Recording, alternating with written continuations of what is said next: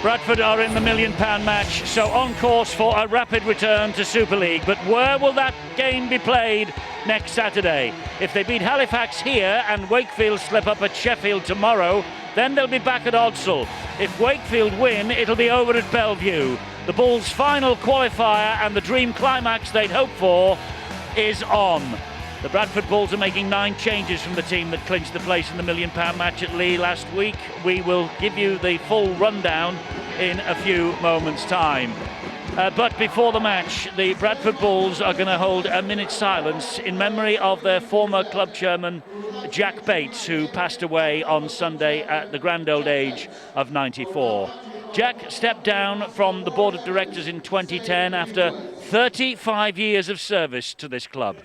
He played a huge part in establishing the Bulls' golden era at the start of the Super League and was influential in the signing of Robbie Hunter-Paul back in 1994. His funeral took place yesterday and he will be remembered before the kick-off here with a minute's silence that is being explained to the crowd in Odsal Stadium right now by the club's pastor.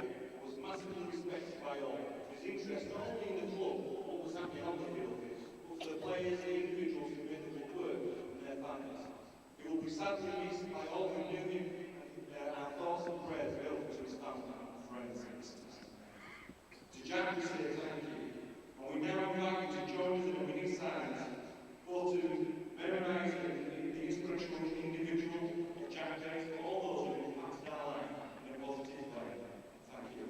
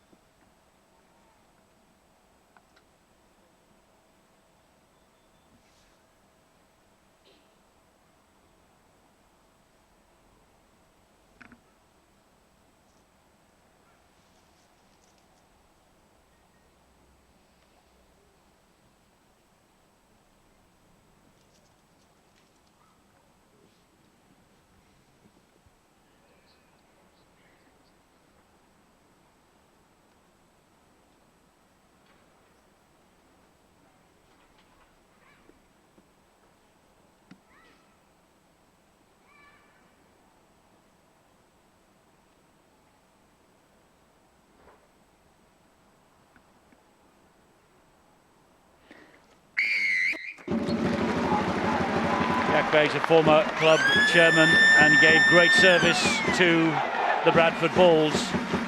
And Ben Thaler, the match referee, is about to get this game underway. Hull KR, Salford and Widnes have already booked their return ticket to the big time for 2016. It will be either Wakefield or Bradford joining them. The level on points with 1 game left to play.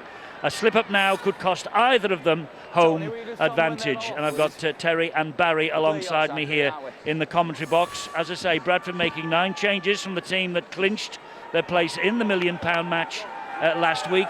Does that surprise you, Terry, that James Lowes has made so many changes? I wasn't expecting 9 changes. I was expecting some changes. Adrian Patel not playing. He was the star player for Bradford last week. But the good news for Bradford and their fans that Lee Gaskell's back. He's not played for the last 4 games. He was injured against Wakefield. So it's a test for him and see if he gets through this game and makes that £1 million game next week. Yes, there's the Bradford team going through the bottom of your screen. You'll notice that Lee Gaskell is actually on the bench here today, so he will be trying to prove his fitness to James Lowes ahead of the big £1 million match next week. Whether it will be here or Wakefield mightn't matter to too many people, but I'm surprised that Bradford aren't really going hell for leather for the 2 points here today, because that would put the pressure on Wakefield to win at Sheffield tomorrow and clinch the £1 million match at Bellevue. But maybe Bradford are content to be in it no matter where it is going to be played, which is fair enough. But Halifax, of course, they've come here and they're all tooled up and ready to play. And Richard Marshall, their coach, looking to end the season with a flourish. It has been a magnificent year for Halifax. Richard Marshall, the championship coach of the year. But the first set of 6 has resulted in the ball landing in the arms of Ryan Shaw. And so here go Bradford now looking for the first points of the match. And Eddie, Halifax came into these qualifiers after winning the last 9 straight games in the championship. Unfortunately, they've only managed to win one game in these qualifiers. They want to finish off well. They want to finish off with a good performance before they finish the season, go into the next year. And also, you look at some of the players that Richard Marshall's assembled. He's got some good old senior pros. He's got some good youngsters, and looking forward to a big year next year. For the moment, it's the Bradford Bulls, their first season outside of Super League, heading for the big climax that they hoped for when they took the dive at the end of 2014. And Jay Pitts, who is captaining the side here, gets himself disentangled. That's Vila Halafihi, and a dab to the corner, and that is off the chest of the Halifax defender Jake Eccleston, and so that will be a goal line dropout. Well, that's a good start for Bradford. You know, where they've been preparing for this game during the week, they'll worked on some repeat sets and some pressure, and applying some pressure to the Halifax side. And you quite rightly said that during the 6 previous games in the qualifiers, Halifax have only managed to notch up one victory, but that victory was a very impressive one of the biggest upsets in the short history of these qualifiers. 34 points to 12 against Lee Centurion, so they can certainly turn up the Halifax side.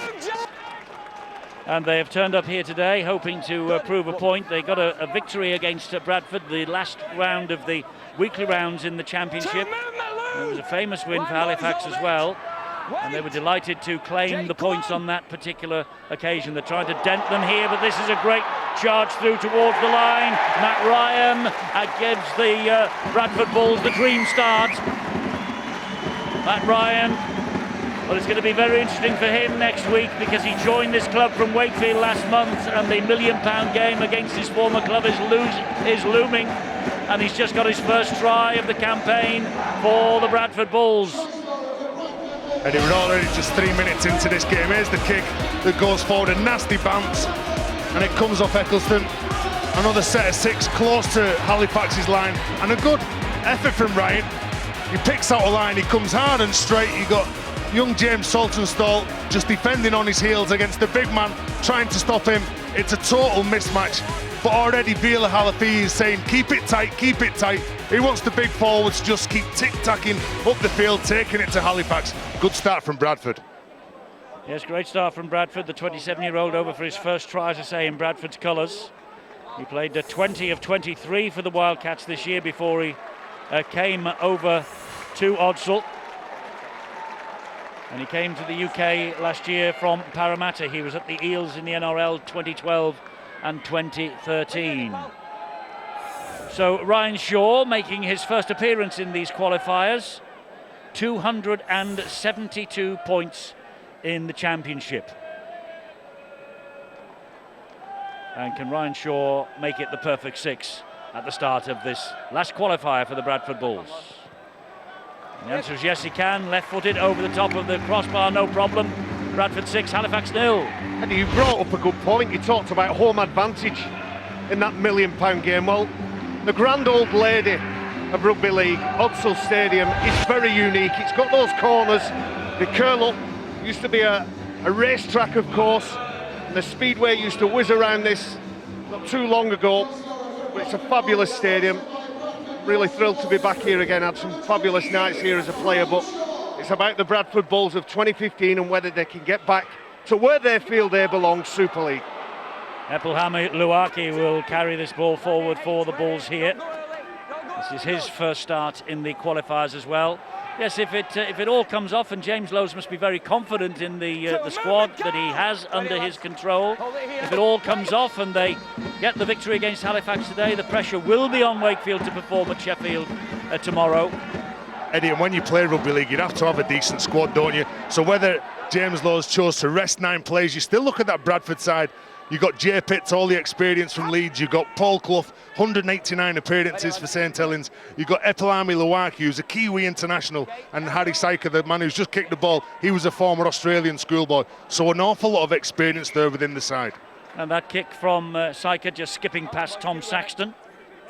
And so it'll be a restart on the 20-metre line. The referee today, as I say, Ben Thaler, the Challenge Cup final referee. Leeds against Hull Kingston Rovers at Wembley a few weeks ago. Here now we have Eccleston.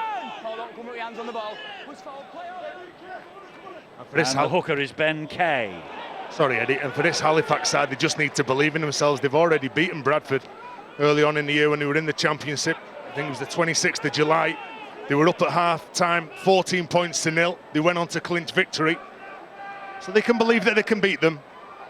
And here goes Adam Tangata, and he has been called in yesterday into the Cook Islanders World Cup qualifying squad for the game against Tonga on the 17th of October, 3 weeks today. That'll be played down under in Australia. So he's shown up well, has Tangata, in this championship season. This is where Halifax need to work really hard, get tight. You can see that Bradford, well, they're all congesting around the ball. They're just simple one-up carries. When they're bringing the ball away from their line, James Laws referred to it a couple of weeks ago as just simple sets. Let's get through, get to our kick when we're in yardage, bringing the ball away. And Halifax, well, they've started off quite well defensively away from their try line. Obviously, they conceded a try close. Blythe tips the ball inside to Paul Clough, who celebrates his 28th birthday tomorrow. He plays it to Halafihi at dummy half, and that kick is charged down. I'll get used to Vila Halafihi's name in a moment. He is, of course, the son of Nick Halafihi, the former Sheffield, London and Hull KR player who was alongside David Howes at St Helens in the early years of Super League. And he's a good player as well, Vila. I know him well. He's got a good eye for a gap. He's got good pace, good instinct. And at the minute, he's just scooping the ball up, going through the sets, going through the nuts and bolts of the early stages of this game. But it won't be too long before he picks up. As soon as he sees them markers tangled up or a late retreater, he'll be challenging those defenders. Paul Clough takes it forward again, but they've reached the fifth tackle, so last one coming here. And James Mendaka slides the kick in.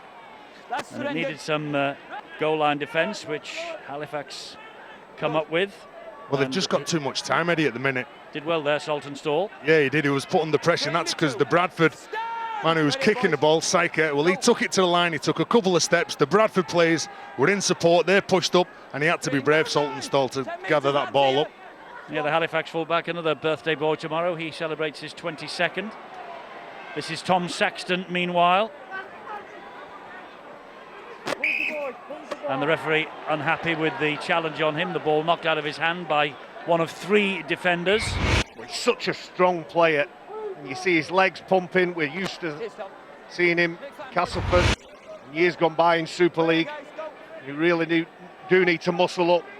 He attracts three defenders and he's still carrying them a couple of metres forward. So on the back of the first penalty of the game, here come Halifax with their first real chance, I suppose, to attack this Bradford line. And Ben Kay is the man in at dummy half, and Luke Ambler was the fellow who was playing the ball. That's Scott Morrell, and here now is Ben Johnson. Johnson gets the ball wide as well. Ooh, was that fumbled over on that far side by Tyra? Okay. It's okay, that, Eddie.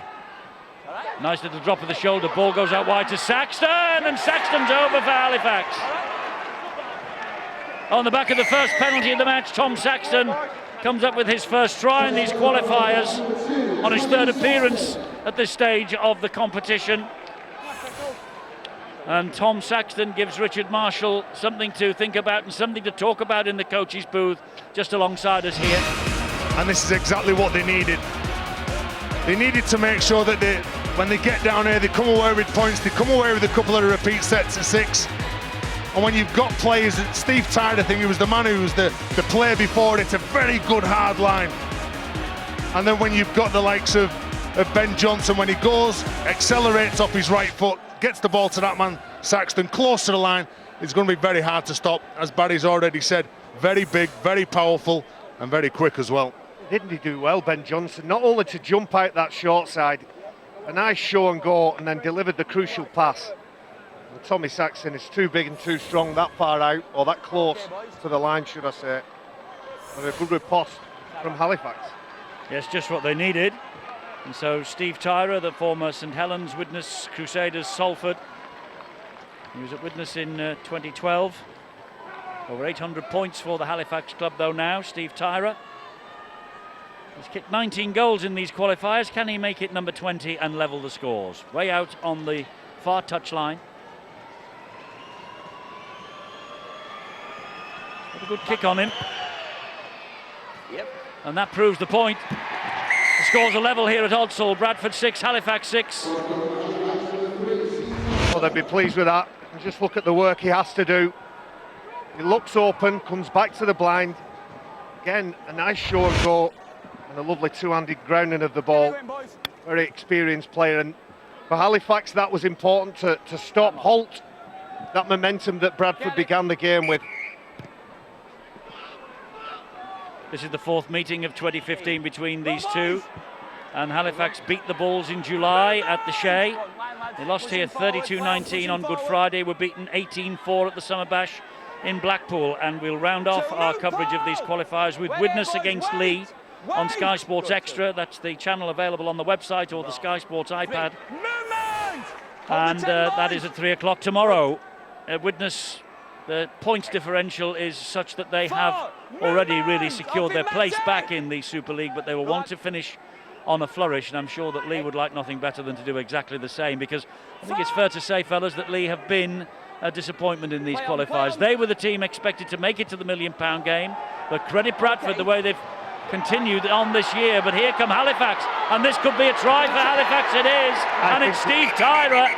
The referee will have a look to check whether he is onside or offside. I think he's a mile offside, Stephen Tyra. Well, they've got a try on the field. Make sure when he bobbles the ball, I think he's a mile offside. To Bradford, man. I think it's all right. He's quite quick, you know, Barry. Steve Tyra.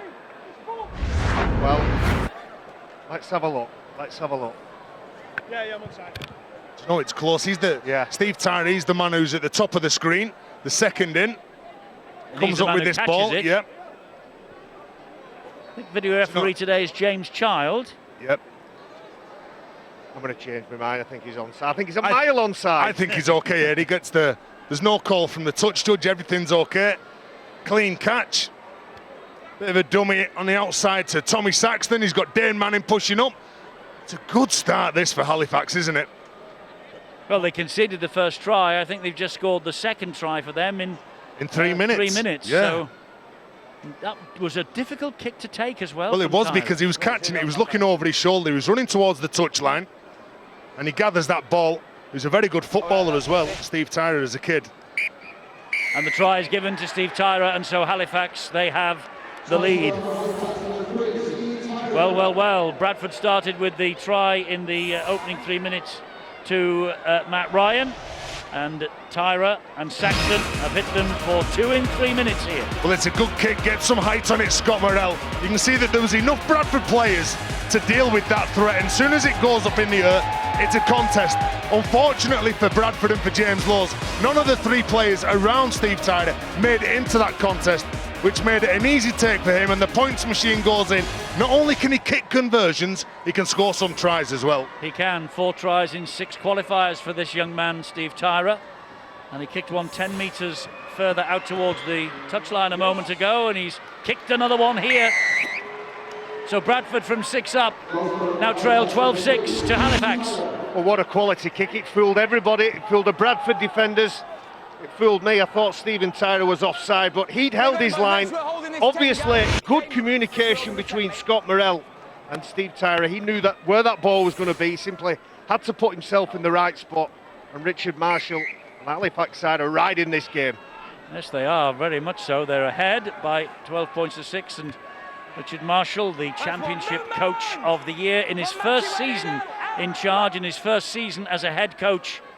He came here from Warrington. He studied under Tony Smith at Warrington, and well, he's made a real good fist of his first season in charge, and he's flattered, I know, to have received that Coach of the Year award. Says it is a reward, a fitting reward for the players and all the staff that he has down there at the Shea. And all the hard work that they've done. The club have, as I said before, they've assembled some good players, led by that man in particular, Scott Morrell. And then you put a sprinkling of youngsters in there that's going to keep the team together, that's going to keep going forward. And then you bring some stars in from Australia, and I think the man who made the tackle in number 17, Cullen, he's been one of their standouts this year. He's been absolutely brilliant. Every time he carries the ball, every time he hits, he's a big, powerful leader. And I think when we were last seeing Halifax at the Shea, the point we made that day was that this experience in the qualifiers will do Halifax the world of good in 2016 and moving forward, because they do have ambition one of these days to get back into Super League. Maybe if it would have come this year, it might have been a little bit early, But this has given them a taste. And if they can continue on from all of this in 2016, who knows? Eddie, all you need to do is keep building every year, building on your performances, building on your squad, and then when you've got a squad that you think's ready to get in Super League, we'll just have a crack at it. Good chase, and that's good footwork, isn't it? Saltonstall. Saltonstall got the ball away to Tommy Saxton. It was great footwork in his own in-goal area. It was a missile that was launched by Harry Syker, the kick. It looked as though it was going far too long, but it bounced straight up in the air. And Bradford now have the sense of something, because that's 2 tackles gone. And oh, but that doesn't help. Epelhami Luwaki going in far too high. Yeah, well, just as a big fella, when you get off the line, you've got a teammate either side of you. You're just trying to get off the line, hit one of the opposition.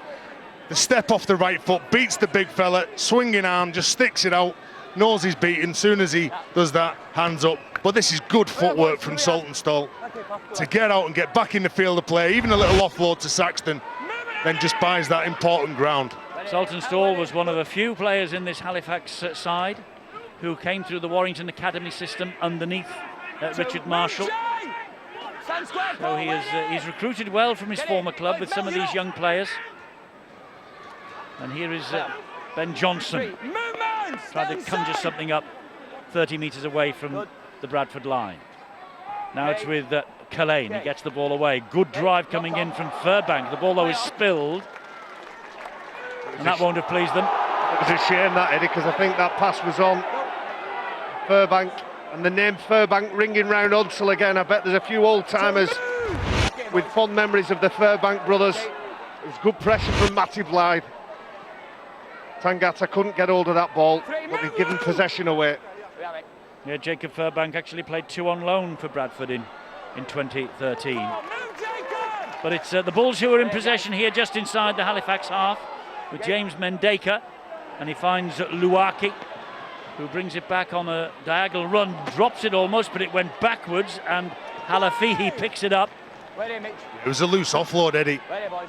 A bit of a sloppy offload from the former Kiwi international. Up again off the boot of Syker. This is high and long, but he does well, does Jake Eccleston to take that. Yeah, another excellent take. James Saltonstall to take that. Yeah. Here's Saxton now. Well, he's been put under pressure, hasn't he, Eddie? He's very confident, knows that he's under pressure. As soon as he catches it, he's hit from a Bradford defender.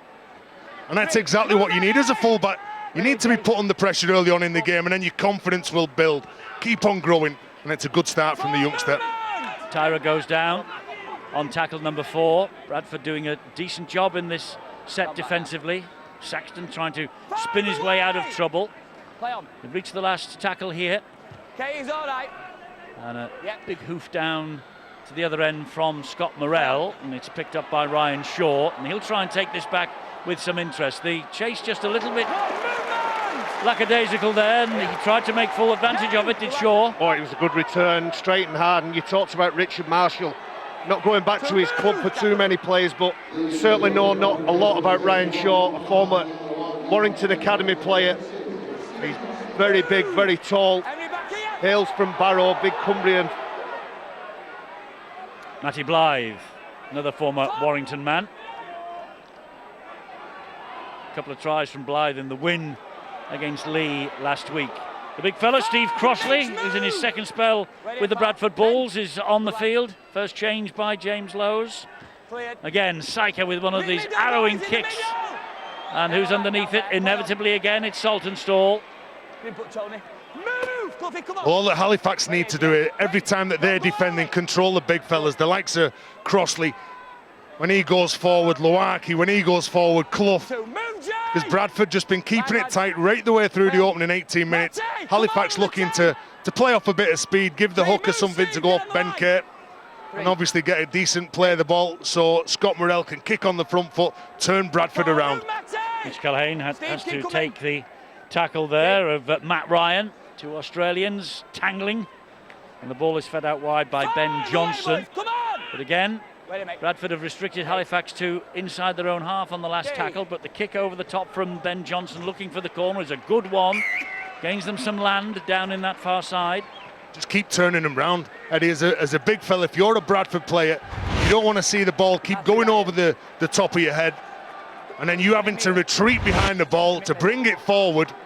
You want the ball on the front foot, and James Lowes knows that they're in the tussle, and he's come into this game with all the focus, I'm sure, and giving Halifax all the respect that they have, but he's looking at next week. So whether they have rested those players for that big game, Halifax on the other hand will be looking at that thinking they're not disrespecting us, but they've maybe got their eye off the ball.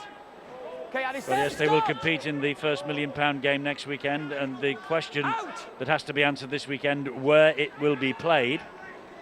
Oh, in here they will bring it to Odsal. If Wakefield slip up at Sheffield tomorrow, it will be here. You know, when you think about it, Bradford must be ruining the defeats, the two big defeats that they've suffered in these qualifiers against Widnes and Hull Kingston Rovers this month. Otherwise, points difference would have been so different. They're finding themselves in 5th place coming into this. Eddie, they were also hammered by Wakefield, weren't they? This will help them, this penalty. Just too slow. The Halifax players just bending Matty Blythe, though. That it wasn't for an illegal tackle, it was just because there was too long in the tackle. That's what the referee, Ben Thaler, says. So chances then here for Bradford. Did you hear that then? From Ben Thaler, the referee. You nearly fell asleep on him, you were that slow. He has a great rapport with the players, as we've said all year, does Ben Thaler. And this, meanwhile, is Paul Clough, cornerstone of the Bradford pack. Now, Matty Blythe, what a hit. Oh. Tremendous tackle low down by the last man off there. Ben Heaton nearly chopped him in half. Syker, they've got a 2-on-1 overlap out wide. If they get the ball out wide, well, they got the ball out wide, did Adam Henry. But it went to ground and behind the winger, James Clare. There's some good signs from Halifax in this game. Even when the ball goes away from them, they're working, they're communicating. You can see them all pushing out. Dane Manning was the last man there who just goes down. But some good passage of play in defence from Halifax. Tommy Saxton backing off, buying that bit of time. Doesn't he do well there? It would be easy to go towards Adam Henry, and then he would simply offload it with to his winger. There's the sledgehammer from Ben Heaton. And you're right, there's good contact, good control and good composure defensively for Halifax. So Halifax now trying to work this ball away from their own line if they possibly can. And Saltonstall again is this time trying to conjure some magic in attack. Ben Kay gets the short pass away, but there was a 3-man ambush there waiting to affect the tackle, which they do. Kay once again makes a bit of ground, holds on this time. Crossley in over the top. Almost at halfway though. And Morell's little dab through to the corner will make sure that they begin this set. 10 metres from the Bradford line, and a bit of a slip and a slide from Ryan Shaw, but he managed to get it safely. You know, I think Scott Morell was thinking about putting a play on. He had the ball in 2 hands, and out the corner of his eye and his peripheral vision, he must have noticed Ryan Shaw underneath the H's, and that's the reason he dabbed it into that corner. Lovely game management from him. Change for Halifax. You might have noticed Mikey Wood, the teenager, coming on the field, the England Academy International on loan from the Huddersfield Giants. He's replaced Tangata. Meanwhile, with a wrist stick there, and Syker gets it wide, and he finds Adam Henry again. Then the ball goes to ground. Crossley has to drop on it gratefully.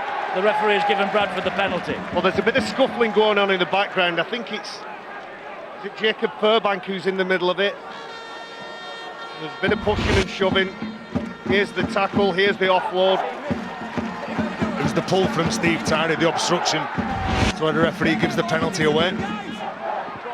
They need to stop the offload. The juggernaut's going forward for Bradford in collision, attracting the Halifax defenders, offloading the ball. They need to make sure that they better up contact. Alex Mellor, the man who played the ball. Here is Steve Crossley. Crossley taking it into within 5 metres of the Halifax line. They're lined up down the left. Here are Bradford.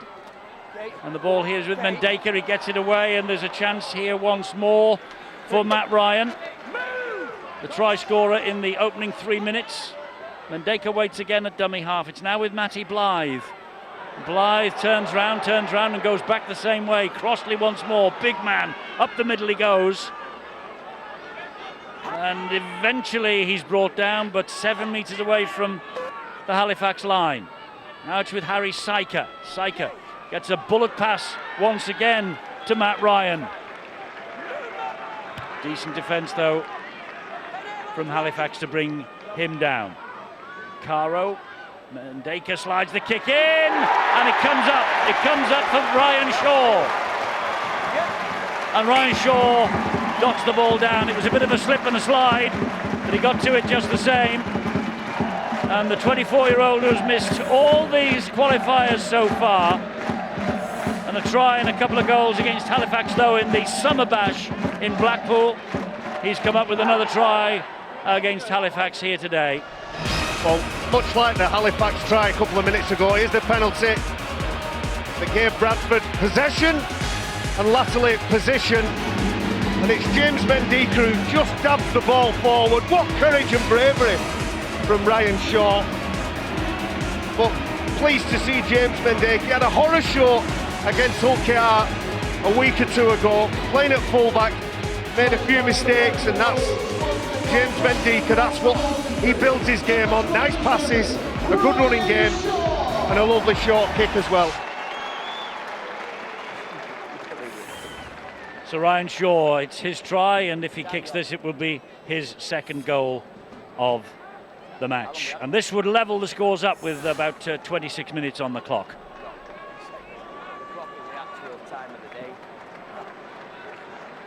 This big Odsal bowl that Barry talked about favourably earlier on. We have had some fantastic nights here in the past in Super League, particularly when the Leeds Rhinos came down the road.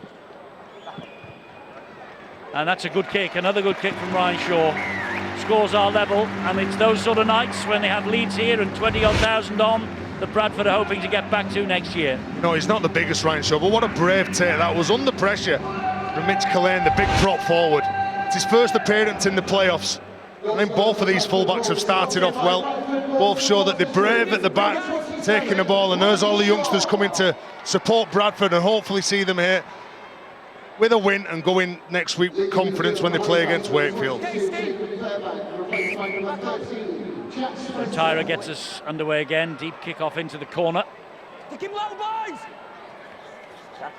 And Paul Clough again, trundling the ball forward. One of the big men in this Bradford pack. 9-match winning run for Halifax at the end of the regular season. Got them into these qualifiers at the expense of Featherstone Rovers. He's Mendeka now though for Bradford. And you look at both of these sides, they're not making many mistakes, both completing the sets. Up to 90%, 91% Bradford, 92% Halifax. So they're both respecting the ball, they're both respecting position, they get into the kicks, and it is the old arm wrestle. That's what's taking place at present. It's just the offloading game from Bradford, I think, that's getting Halifax at present. Well, they've reached the last tackle here. Once again, Syker with a high arrowing kick. Oh, and that nudged off the toes, I think, of Eccleston. He's saying it never touched him, but I think it might have done this. I think he got a little touch on it. He's making a play for it. Yes, it's come off the hands. Well, you're always in trouble when you're reversing, and he's spinning around, disorientated. Doesn't know where his try line is. Doesn't know where the defenders are coming from. He's got to just think about the ball. And in that moment of confusion, Just didn't look comfortable though, did he? Well, that's definitely hit the hand, but the video ref's had a couple of looks at it, and he's given the head and feed to Halifax here.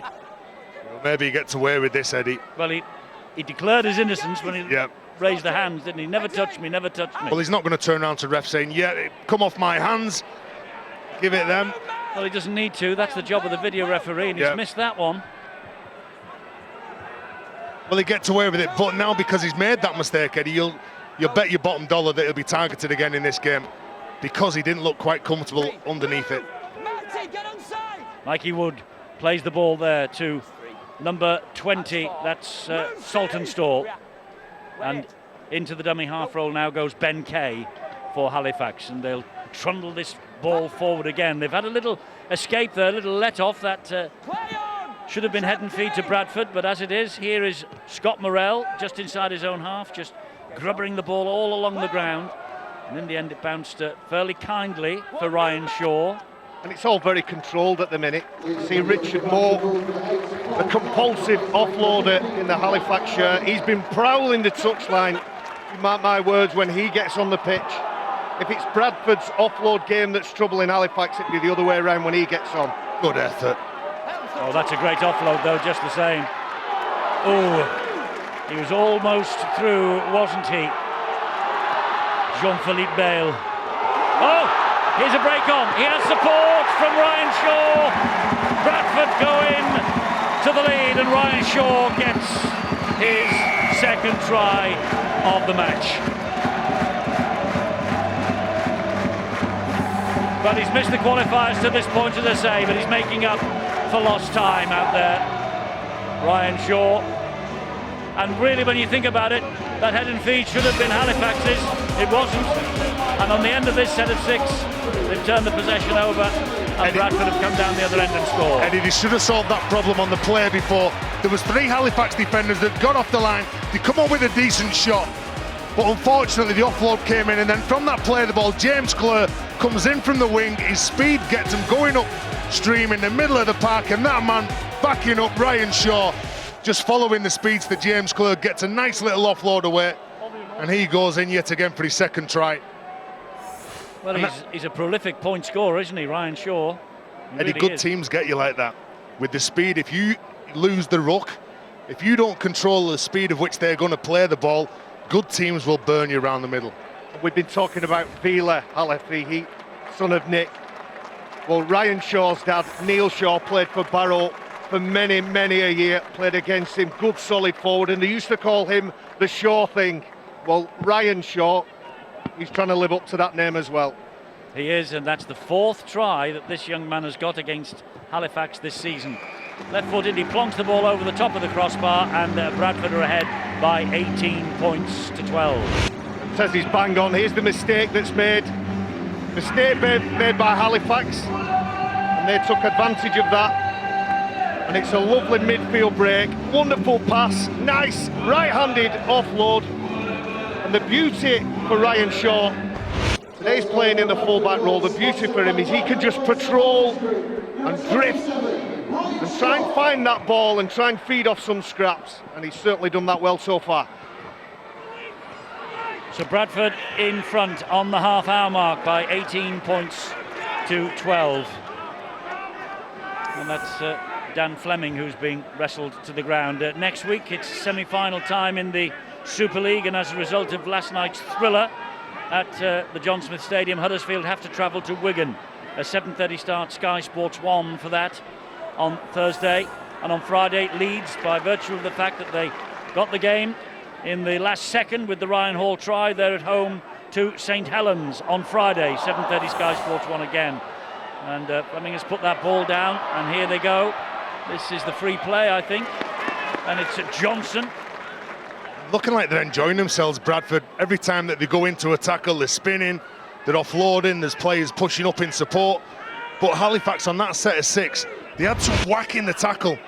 The offload here from Bradford, just a bit of a pass and hope really that nobody was with them. And that's Bradford when you're in a confident mood and you know you can get your arm free, you'll offload every time you get into that tackle.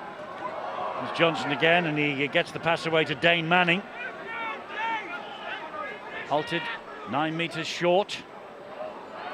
Oh, and that was almost down a blind alley then. He managed to hold his nerve, did Ben Kay. Looping pass then to Scott Morrell. And that was a high shot on Scott Morrell. And I think it was by Jay Pitts, the skipper.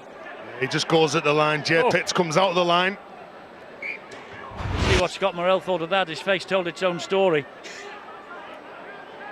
Looking to keep the pressure on, maybe score another try here before half-time, Halifax. Spencer plays the ball. It's spun wide to Morrell again. Short ball from him. It's Calhane. And he's just short of the line. And he gets it wide. Tyra through one challenge.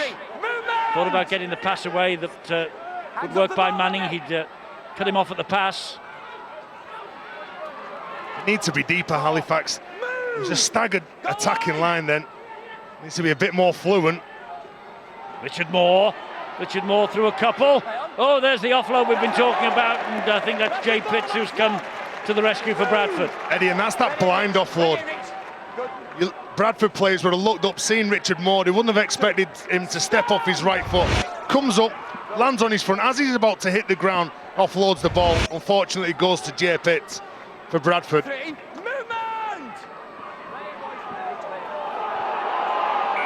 Well, it was a little bit too long by Mikey Wood. He was just hanging on. Well, again, it's just that field position, isn't it? It's just simple meters. They're 25 meters from the line, Bradford. The trap there, then all of a sudden you give a penalty away and you gift the opposition a further 25 meters. Only his second appearance for Halifax for Mikey Wood. There he is in the tackle now. His first was against Bradford earlier this season. From the famous Slowett Saracens Amateur Club in Huddersfield, Mikey Wood. Getting involved again in the tackle, the big number 36, only 19 years of age, an England Academy international. And again getting a hit in then. Ready, Richard. And that was on Jean-Philippe Bale. Here's a drive forward now by Ryan once more. Mendeka gets the ball to Pitts. Pitts then finds Syker. Syker is halted 11 metres shy of the line. Mikey Wood again in with the tackle. Bullet pass wide forward. Forward pass. Amari Caro thought he was in for the try. It's the turnover because that was on the last. And it was called by the touch judge. Ben Failer in communication with the outside man. Working as a team, the touch judge and the referee. But again, when Bradford go at the line, they look so dangerous. And on this left edge, when they go at the line, they pull the Halifax defenders out. Try and hit one of their teammates in space. Unfortunately, the pass goes forward.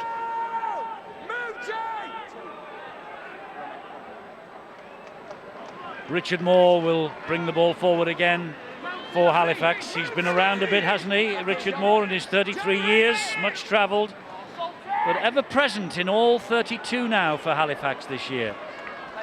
Good offload as well on that occasion from Saltonstall. Halifax have brought Ryan Manili, the young hooker. Definitely got pace, speed, good instinct. You see him in 21 there. He'll be following those big players like Richard Moore. Morell's high kick is dealt with capably by Ryan Shaw. Into the last 5 minutes we are before half-time. And it's danger time this, Eddie. See a couple of the big fellas from both sides now starting to walk. Maybe switching off when they're going to be defending. This is very dangerous. You can't do that. When you're bringing the ball away, keep a tight grip on it. Let the halfbacks just bosh you around. Direct you where they want you to go. Lay the platform. Doing the little things right, I think, Halifax. Just a couple of switch off and a couple of defensive plays, which has led to some tries. That's a great kick. Yes, well done by Harry Syker. It was a good defensive set from Halifax. We're noticing all the little things, and there's some really good indicators. Richard Marshall, when he gets his team in at half-time, I'm sure he'll talk about maintaining and keeping up the standards that they've already set themselves. Players like young Jack Spencer, the number 13 who's come on from Halifax, really put himself about. They've got a good attitude and a good work ethic today, Halifax. Richard Marshall's on his way down to the dressing rooms because he knows there's not too much longer to go in this first half. All right, Scott. Stay on, lads! Back on! Discipline, boys! And so Halifax, well, they'll have this set of 6, but maybe they will also then have a set coming at them from the Bradford Bulls. I think both sides will have a couple of sets of 6, Eddie, with the ball. And as I said, just looking at maybe some of the tired in forwards around the middle. You can see the urgency to play the ball. Let's go forward in numbers. And get on the back of any offloads that Richard Moore might produce, exactly as he did then to Calhane. And they get the penalty to Halifax for interference in the ruck at the play the ball by Henry. And that's what an offload will give you. It'll give you a fractured defensive line. And he can't control Culhane, he's too big. It's good work, lovely offload from Richard Moore. When he gets it right, I'll tell you. Culhane will take it forward again. This is a glorious opportunity for Halifax to post the equalising try. And they're over the line. They're over the line with Manning. And they've got the try with Manning. Well, that's that maybe switch-off play from Bradford. But Dane Manning, did this ball go forward? He comes onto a hard line. He hits it really aggressively. He's the front runner, isn't he, Tess? Just to explain. Here's the offload from Richard Moore. He's got two players to choose from. He finds the big fella. And then further down the field, there's a front runner and there's a runner out the back. After Scott that Morrell penalty to choose as well. from. It's not Scott Morrell, correct myself, it's Ben Johnson. Good finish from Dane Manning. 14 tries this year now for the back rower. I think that ball goes forward. And I agree with you, Dane Manning. He thought that the ball was going to go behind, so he's coming through as a dummy runner to try and pull some of the Bradford players in out of the line, which will create the space on the edge. He wasn't expecting that short ball, but he hits it, he catches it, and he scores the try. So if Steve Tyra kicks this, his third successful kick of the afternoon, Halifax will turn round level pegging with the Bradford Bulls, and that will be a moral victory for the Halifax team. Manning's try. He's only missed one game all year, Dane Manning, and he began his career at the Leeds Rhinos. So can Tyra add the extras? He's kicked 3 from similar position to this. If he does, got 2 already. Bully in the background doing his best. Oh, he's hit the post. So 18-16 to Bradford. Manning's 4 points, that's all. It's no surprise to me that Dane Manning has scored so many tries in his season at Halifax.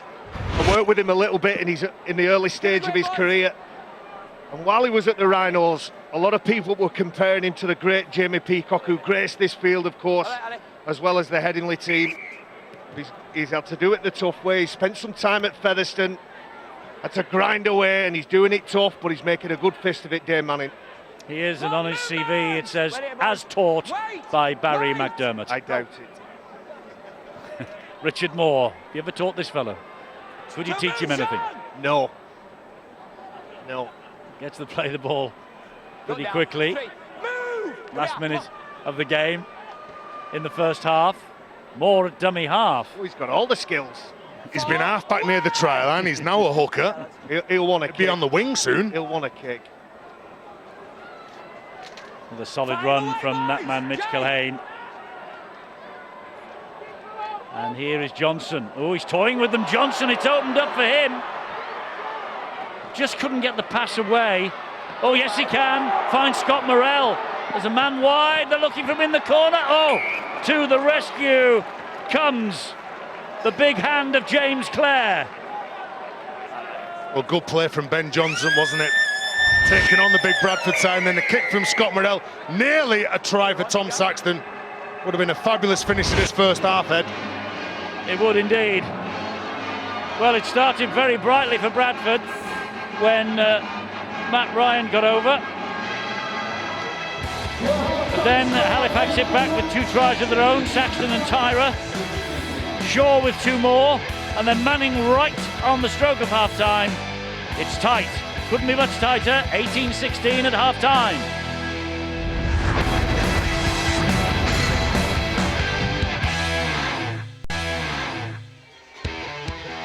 The Super League qualifier a week ahead of the £1 million match for the Bradford Bulls, and they lead at half-time by 18 points to 16. 3 tries apiece, just the 1 extra goal from Ryan Shaw. Let's take a look at those tries in the first half. Barry, it's a good contest, this. Great game, Eddie, really enjoying it. It was the Bradford Bulls who started off on the front foot, built pressure, Jake Eccleston, the ball touches him, and from that field position, Matt Ryan cuts a hard line. He gets the opening score for the Bradford Bulls. For the Halifax Blue Sox, they got themselves back into this game. Stephen Tyrer, who's had some lovely touches in that first half, he's involved in both tries. He plays the ball, leaves a defender on the floor.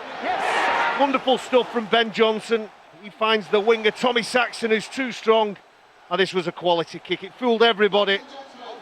Scott Morrell puts it into the place he wants it. And a juggle from Steve Tyrer. Still has enough about him to get that ball down. And here's the penalty. Bradford Bulls from that penalty, from that field position. We then had the Ryan Shaw show for about 10 minutes.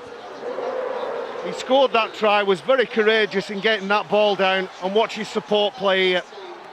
An offload from Fleming, and the ball, from this quick play, the ball is picked up by James Clare, and his urgency and refusal to get tackled, and ultimately the quality of that offload gives Ryan Shaw his second try of the first half.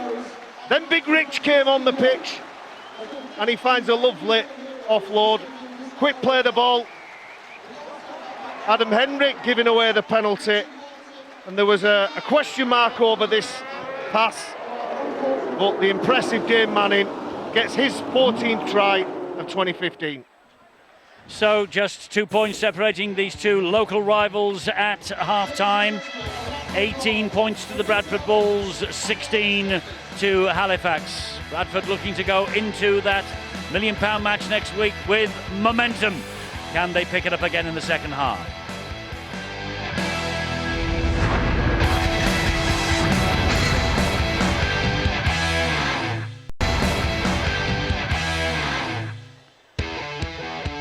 Coming up next weekend, live here on Sky Sports, Thursday and Friday, it's the semi-finals of the Super League playoffs. Either Wigan and Leeds or Huddersfield and St Helens will be off to Old Trafford the following week. The two semi-finals, Thursday and Friday, 7:30 Sky Sports 1. And the £1 million game is between Wakefield and Bradford, but we don't know the venue yet. That will all be decided by tea time tomorrow at the £1 million game next Saturday, 2:45 Sky Sports 1 again. Here at Odsal, the players have emerged ready to get the second half underway. Bradford ahead by 18 points to 16. Now, we mentioned the 9-match winning run that Halifax went on at the end of the weekly rounds.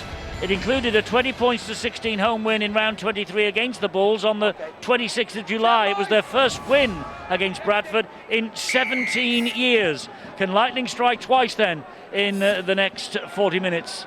The last 40 minutes of the season for Halifax. Bradford with a very big match coming up next week against the Wakefield Trinity Wildcats. And Bradford will be in possession of the football. Oh, that's a dangerous lift on that occasion by Ryan Manili, and that's rightly penalised by Ben Thaler. Yeah, he got that all wrong, Ryan Manili. So that doesn't look good. Doesn't look good. And not in the spirit of the game. This has been played in the right spirit. Both sets of players acquitted themselves really well. And Ryan Manili. Oh, and there's a card coming here from Ben Thaler. It's yellow. It's yellow, and Ryan Manili will have 10 minutes off the field for that dangerous tackle at the start of this second half. He can have no complaints, really. No, and Halifax now will have to play the next 10 minutes without 13 players. They'll have to work extra hard. And the young man will have to sit down and think about his actions. But haven't we got a fantastic 3 weeks coming up? Got some brilliant games to watch and marvel over the prowess and the athleticism. It might seem like 3 to you, Barry. It'll do for 2 for me. Next week and the week after. We've got half a week here today. I keep thinking about the Kilimanjaro climb. That's what it is. That's why I've got 3 weeks on my mind. Sorry, Eddie. When do you set off for that? We set off on the Tuesday after the grand final, and it's in aid of the Steve Prescott Foundation. We've got about 30 plus participants. We're all going to climb up to the top of Kilimanjaro, and we're all going to play a game of rugby league, Eddie. We're going to be Guinness World Record holders. The world of rugby league, or the game of rugby league, will be world record holders. Excellent, well done, and all the very best for it as well. Here, Bradford are looking to climb their own Kilimanjaro, their own Mount Everest, really, get back to Super League at the first attempt. That's all to come next weekend here. They'd just be happy to walk away from this now with a victory and take some form with them into that £1 million match next week, and they're flying into the tackles here defensively. Yeah, but Halifax, I'm not sure they've read that agenda. They're not bothered what Bradford have got next weekend. They've acquitted themselves really well. 3 tries apiece this game. It's just the kicking and those 2 points that they failed to get that separates the two sides. They've done extremely well, Halifax. They're down to 12 men, of course, because Ryan Manili is off the field in the sin bin after that dangerous lift. Oh, and this is a 40-20 attempt here from Scott Morrells. Good kick too. But back come the Bradford Bulls once again. Ryan Shaw. And 2.5 minutes into the second half, Terry O'Connor's been earwigging at the dressing room doors during half-time. What has been said, Terry? And only just got my breath back, by the way, I know, Eddie. I was trying to get it in quickly to hear you puffing and panting. Talking to Jimmy as he come out the changing room. Fit, Barry, as well. Fit for the bin, Eddie. He was saying that we've been soft defensively, we're too grabby, and because of that we've been giving some soft penalties away. And the movement with the ball's not been quite good enough as well. And then Richard Marshall, when he came from the dressing room, he said that we need to improve our defence around the ruck, keep it tight, stop giving them piggybacks up the pitch from giving those soft penalties away, because that's what's getting them in the game. Keep focused and go out there, lads, and enjoy it. Oh, and they're trying to keep this ball alive, are Bradford, and they've come up, I'm afraid, a little bit short because Ben Heaton has dropped on the loose ball. He can catch his breath now, the poor lad. Well, Sweating like a good one here. Well, he was telling us before how fit. He's not coming up Kilimanjaro with you, is he? No, it's too tough for him. No, we should have sent you down then, Barry, really, to... I struggle walking down the steps, let alone coming up them, Ed. I'm resting, I'm in my carving up phase. I'm eating everything I get my hands on. Richard Moore goes up the middle. The referee wouldn't be fooled by that. He was looking for the penalty. Saltonstall takes it forward again. 40 metres away from the Bulls line. The kick here, all on the ground into the corner. It's a lovely little kick as well. And he used the rules to his advantage then, did Ryan Shaw. Placed 1 foot on the other side of the whitewash and flicked it out. So it's a 20-metre restart. You've got to keep that composure, haven't you, at the bat? And Ryan Shaw is the first man to bring it back. The kick was perfect, the weight was excellent, and just the bounce and the positioning of Ryan Shaw just enabled him to stand out the field of play, which gives Bradford the ball. Nowhere for Matty Blythe to go. Mikey Wood was all over him. But they're looking to make the extra man pay here. Crossley brought to ground by Manning. Yeah, makes sense. And Syker with the kick to the corner. Look at Look at that chase. Contour, and look at what the contours of this ground do to that rugby ball. It was just on the rise slightly there, and it bounced straight back on itself. Saltonstall dealt with it, but a great chase by Adam Henry. Eddie, if you're Saltonstall as well, you know that if the ball goes to the corner, it's going to hit that patch where it just curls up, it's going to bounce back. He has a little look over his left shoulder, and he sees the energy from Adam Henry just putting pressure on him. So not only is it a good kick, a well-weighted kick, the speed from Saltonstall to get to the ball, but then Adam Henry, that's brilliant playing defence. Unique ground this, isn't it, with those raised corners Barry was describing earlier. It's because of the old speedway track that was here at Odsal. There is no more, but the raised corners are still in evidence. And we talked about the Bradford club, and anytime we talk about the Bradford Bulls, we talk about Super League, we talk about how they revolutionised pre-game entertainment, and I'm sure lots of us would like to see them back in the Super League, in the top division. Did well to hang on to that, did Henry. So far, Halifax repelling all borders with their 12 men. Richard Moore just slowing the ball down there. And that was Jean-Philippe Bale in at dummy half. There he is again, with a big head bandage on. French international. Ball smuggled out eventually to that left-hand side. Oh, and it's lost forward in the end by Matt Ryan. The referee will bring it back. They think they've scored a try. Well, oh, hang on. He's now having a look. He's having a chat with the touch judge. I think he's a right to have a look at it. He thinks there's a knock on Ben Thaler. Tony Martin, the touch judge on that side. But it was messy. Matt Ryan ends up with the ball in his hand. He wants to get it away. He can't make his mind up whether he's going to kick it or offload it. I think he gets a foot to it there. And we're hearing Ben Thaler saying, I think he loses it. I think he's trying to kick it. No, I thought it was. We might as well double check it, haven't we? Well, he's under pressure, isn't he? Matt Ryan, when he goes into contact there, Tangata, he gets through. No. Can you see what I saw? Well, he just loses the ball and then he kicks it. Well, he doesn't even get a kick to it because the ball comes off Tangata, the number 8 for Halifax. So the ball goes forward from him. When he goes into collision and when he goes into contact, does he initially lose the ball? Does it go forward? I'm doing well, me, today. I'm 2 from 2, I think. Knock on, hand over. Right, wait there, we're just trying to... Could be stop, wait there, auditioning for a job as a video referee, you two. What, by getting 2 from 2 wrong? Is that what you're saying? Do you know, Eddie, and just for some of the Bradford fans that are watching, I asked Jimmy the question about, resting the lads and is it in preparation for next week? He said a couple of them have took out the firing line, but some of these lads that are on the pitch genuinely deserve their chance to push for the place next week. And obviously we want to give Lee Gaskell a go to prove his fitness. Then they'll have Gaskell, they'll have Saika, they'll have Patel. So they want to have all the troops, all the key players, all the big signings ready for that one-off game. And of course Ryan Shaw is doing his cause no harm at all, is he? The full-back. He's kicked 3 goals. He scored 2 tries here today already. I just wonder when, did he give a hint as when Gaskell might come on? I'm sure that he doesn't want to see it. Oh, here we go. Here is a chance. Saltonstall has turned them inside out. That's a very good tackle. Play on. Over it goes. Tom Saxton. Saxton will score. The referee will hand this upstairs as well. Saxton thinks he's got his second try. They have a try on the field as well. Saltonstall with a lovely run. Eddie, there's nothing wrong with this. When Saltonstall splits the defence, he tries to go around Ryan Shaw. Look at him, he gets the offload away. It's going backwards. Not a problem with that. The ball goes backwards. Is it a clean pick-up here? Yes, it is. Dave Manning gets the ball. He attracts a couple of Bradford defenders, James Clare. Tommy Saxton gets it. Clean catch, clean put down. Try for Halifax. Looking at it all. Because it hit their man. When it went to ground, it hit their man before it went back. Well, he was explaining why it was being referred upstairs. Ben Thaler. James Child had the look and decided that is the second try for Tommy Saxton. So the 12 men of Halifax have hit the front.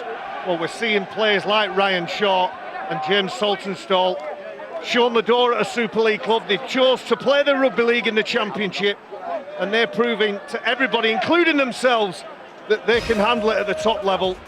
You see James Saltonstall, he doesn't give up his run. There's a few obstacles in his way. Should he have kept hold of it? Should he took the field position and played the ball quick? It doesn't really matter, because he had enough teammates around him to pick up the scraps and pick up the try as well. Now he hit the post with the conversion attempt just before half-time. He makes no mistake this time, Steve Tyra.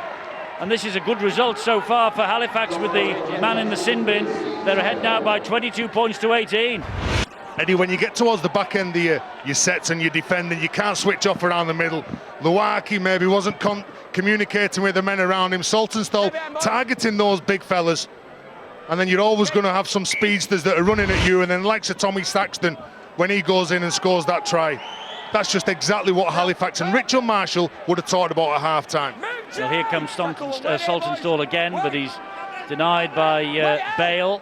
And also by Jay Pitts. It's a long time, since Halifax ruled the roost over Bradford. 1986, the old First Division days. They were First Division champions under the Aussie Chris Anderson. They won the Cup in 87 against the Saints. Went back there to Wembley the following year, losing it to Wigan. But they are really enjoying this day here, and they're still waiting for Manili to return from his stint in the sin bin.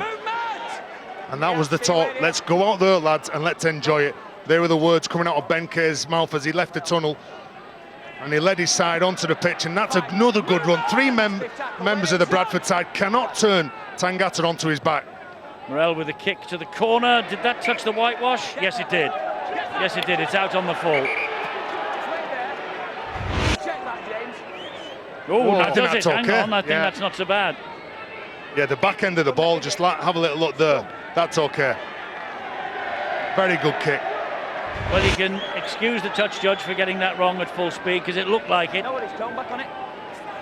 In real time, you have a look at this. It looks like it does touch the whitewash. Bang, see? Close and it bounced, then it goes in. So we can check it. He's so influential, isn't he, Scott Morel? Maneely's back onto onto the park, so they've got full complement now.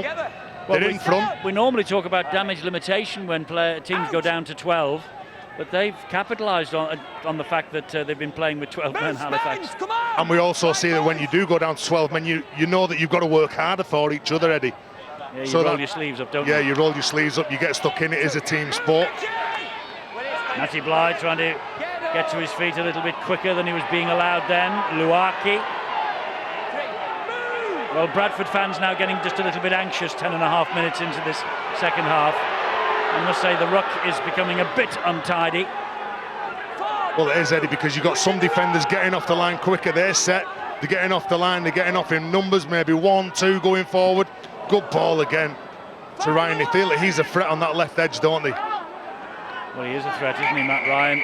And the last thing they want is for Matt Ryan to be missing next week. The former Wakefield man, he'll have a point to prove. He played in the game that kicked off these Super 8s.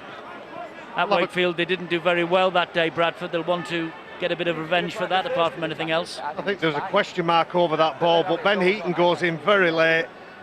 The player's almost on the floor, and I don't know whether his hip flexor catches the top Nothing. Fifth tackle, play ball. of Matt Ryan, or I don't know whether he's smudged his reverse rat's tail, Matt Ryan. That could well be it. So in other words, you've no idea what happened to him there, have you? No. A medical report from Barry McDermott. He's hurt his rat's tail. Yes. You're off, Jay. Not the best kick. Straight into the arms of Saltonstall. Now then, he's got broken field ahead of him, but that's quickly closed down. But again, Eddie, why is that not a good kick? It's because the pressure from Halifax in defence, not allowing the kicker to place the kick where he wants it. First win in 17 years against Bradford for Halifax 2 months ago. Are they in for another here? It's a nice little run once more from Johnson. He gets the ball away too. And the fans are going up now, Eddie, because Lee Gaskell's about to enter the fray. 29 minutes to prove his fitness for that one-off big game next week. Yes, Lee Gaskell been out since we saw him. We collided with the uprights, didn't he, at Wakefield? He's not played since. But in the meantime, while he has been out of the field, he's been voted the 2015 Championship Player of the Year, despite the fact that he's missed the last 4 and only played 2 of the last 14. So he has been obviously impressive this year when he has been on the field. He's been an absolute standout. His game management, the way he leads his side around, his kicking game, his running game. He's such an intelligent player. We saw that in his early days when he played for Saints, and then he's playing his trade now here at Bradford. Fabulous, fabulous talent. And he's got one of the most valuable commodities in rugby league. He's got speed, he's got pace. I'm sure we'll see him on the ball soon. Well, he'll be itching to get his hands on the ball, that's for sure. He's waiting for this pass. There it is. Quick play the ball as well from him. James Clare hands it on to Pitts. Pitts then finds Matty Blythe, and Blythe gets away from Richard Moore. Blythe gets to his feet. Luaki. Hop, skip and a jump in front of the defender from Luaki. Not tackled. Here's Lee Gaskell. Gets clattered to the ground. Could have been his moment. Jean-Philippe Bale. Jean-Philippe Bale! He's over the line as he got the ball down. Referee is right there and hands it upstairs to the video referee, James Child, to make the big call. They've no try on the field. Well, Ryan Shaw was celebrating, thinking that he scores the try. So is it a strip from Jean-Philippe Bale? The 2 Halifax players strip this ball out. Does it go forward? Yeah, that's I think that's just a loose carry. There are Halifax players' arms around Jean-Philippe Bale. Is that a penalty to Bradford then, because it's been stripped? Well, it depends. I think he just... What happens to the ball here? This is what the referee asked them to have a look at. The ball then comes free, and does... Well, Ryan Shaw's left hand. Ryan Shaw get the hand out? I think he does, Eddie. But I think it's clever play here from Jean-Philippe Bale. When Wood goes in, he gets hold of the ball. I just think that's a loose carry. I think Jean-Philippe Bale leaves go with that. I think he's stripped that. Tell me when I'm ready. It's got to be a conclusive decision off the field to turn it round that's been left on the field. No try is the decision. Knock on. Well, I'm 3 from 3 now. Scott! The video ref and Ben Taylor, they saw knock on. They saw loose carry. Jean-Philippe Bale gets over the try line. He's done a good job since he's come on. He's playing at hooker. We've seen him play there for France. We've seen him play there for the Catalan Dragons as well. Good man, go. 2. So Halifax then back in possession, having survived that scare, and they are still at 4 points to the good. And the Bulls won 18 of 23 in the championship here. Furbank gets that pass away, and it's to Ryan Manili, is it? Who's back out of the sin bin. Yes, it is. He will pick himself up. He'll play the ball to Saltonstall and Richard Moore. Another offload straight to a Bradford man. Eddie, you could see that coming off. Because he beats one man, he gets a bit carried away. He's preempted that offload. And just because he gets his arm free, you've got to pull it back in. Jay Pitts knew that was coming. Yeah. Well, those two players played together at Leeds, of course, very recently. And anything... Well, they've given the ball away in midfield here, Bradford. They went for the runaround with Lee Gaskell, and then they just lost it. A bit of loose play from Bradford as well, but Richard Moore, compulsive offloader, and that's his game. He'll get in contact, he'll draw and suck in 3 defenders, and he'll throw that ball. Sometimes it comes off, sometimes it doesn't. Do you know what Richard Moore also is? He's a devastating runner when he's got the ball and he picks out a smaller man in front of him. Good hands, Saxton. Cuts in off the line, and he's bounced off a couple. And Saxton gets to within 3 metres of the line. That was a hat-trick begging here. Tyra scores! Stephen Tyra scores for Halifax. Second try for him. Delight on the terraces for the blue and white hoops, and Richard Marshall barking the instructions down the walkie-talkie, and he knows that they're on the verge of a second win in the same season in 17 years against Bradford Bulls. Well, here's the scrappy play from Bradford. Scott Morrell picks it up, and some lovely stuff. They find some space on the edge, Halifax, and from that play the ball, Tommy Saxton thought he was in for his hat-trick try. A nice, accurate pass from Saltonstall. He finds Tyra, who gets his second try of the game. And when you think, had he kicked that conversion on the stroke of half-time, we would have been level pegging at 18 apiece. Now it's 26-18. This, for a 10-point lead, would you believe Halifax 5-1 in some bookmakers yesterday to win this match? Wow, big odds. Well, that could have been before the teams were named, and so many players. We mentioned 9 changes. Well, the 19-man squad would have been out yesterday. The 19-man squad would have been out. He's right. He's right. Again, Eddie. Don't forget that little word. Tyra then, can he add the extras? Oh, he's pushed it the wrong side of the posts. Well, they've all been difficult kicks, but all from just about the same position on the field. But Tyra, look, he just looks at the referee, says, that's over the line, sir. And he's right, 26-18. They're just playing what they see. Tommy Saxton made that break before Tyra scores that try. Bradford was still trying to pull out. They were still trying to get decent shape in defence. And then Tyra spotted that. He comes off his left foot, and he's a very good player. He's a big, powerful runner, Steve Tyra. Always has been. Renowned or known for his kicking game. But they've turned up here with an attitude to play. And they've given a good account of themselves, and especially in this second half. 57 minutes or thereabouts on the clock. Here's Saxton again for Halifax. Gets away from Luaki. A good job for Epelhami Luaki that Alex Mellor was there. Big Richie Moore again. He's got that right arm free, but couldn't get the offload away this time. Hangs on. Manili. And once more, Furbank for the Halifax team. Manili again. Morel down the line into open space. The chase is on then. It's a great kick. It's a great kick. And it's a wonderful chase. Brilliant. Outstanding kick. But the old adage, a kick is only as good as its chase. You look at the right side defence. As soon as they see Scott Morel with the ball in two hands, they know what he's going to do. They anticipate the quality of that kick. And that's wonderful stuff. Stunning stuff from Halifax. Great kick from Scott Morel. Wonderful chase from Jacob Furbank. Eddie, again, I'll talk about the Bradford forwards and the importance of kicking the ball in behind. The Bradford forwards were just strolling back. Obviously, with their heads, they were devastated because they know that they've got to defend another set of 6 here.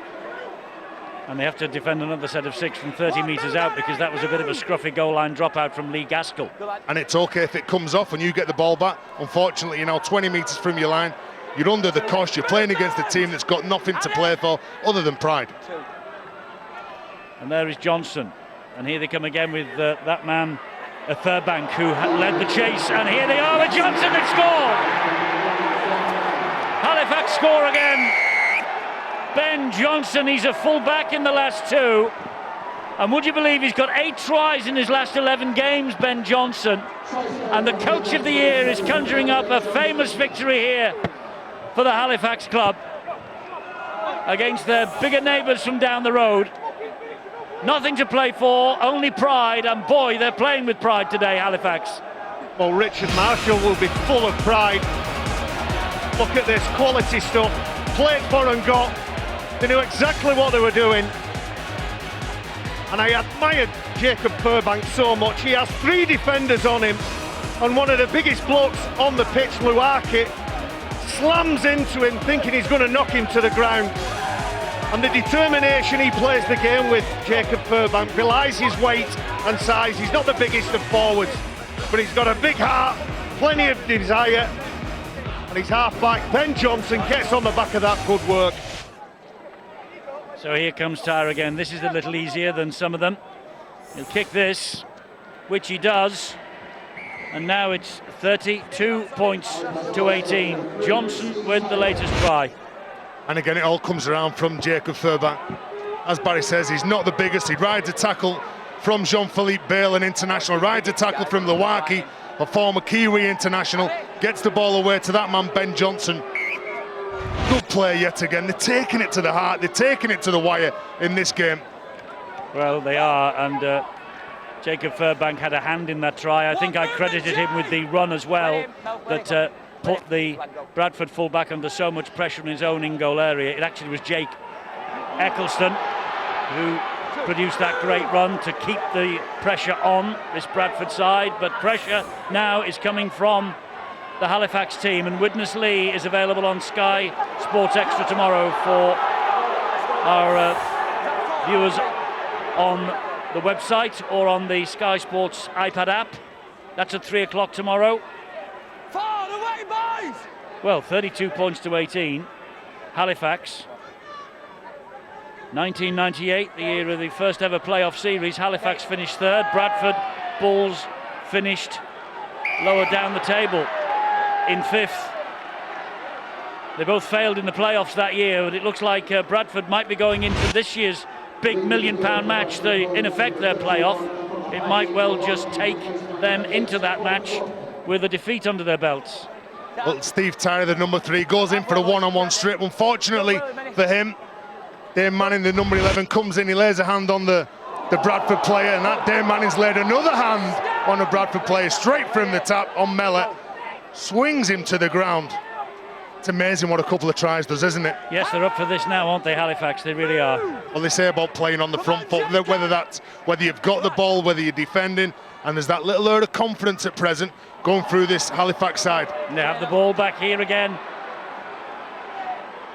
And Eddie, that pressure comes from Tangata, the offload from Bradford, but it was only because the pressure from the Halifax second rower. Spiky Wood did okay there. And here once again is Furbank. Jacob Furbank, 2 on loan for the Bulls in 2013. To his feet playing it. That was Manili. Here comes Tangata again. Oh, he's looking over the shoulder. Nobody there for the offload. He's got lovely late footwork, Tangata. That's why he can play on an edge and play in the middle.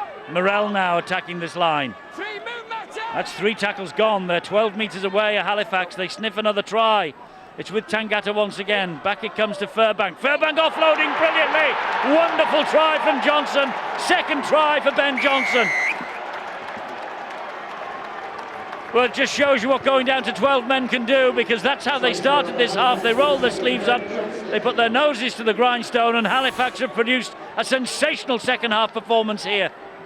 I bet those Halifax fans, both on the terraces and joining us watching this game at home, will love what they've seen.